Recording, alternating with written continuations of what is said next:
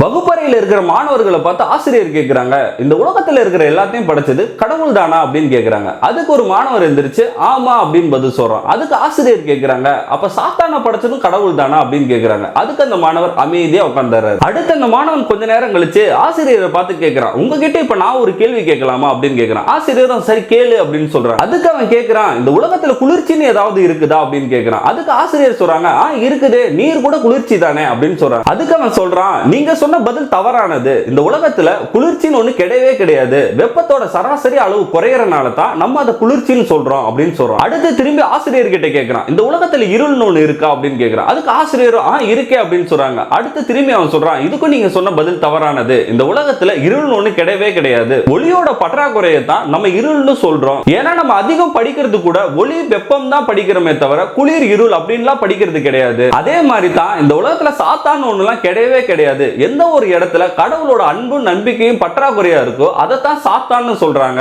அப்படின்னு சொல்றாரு.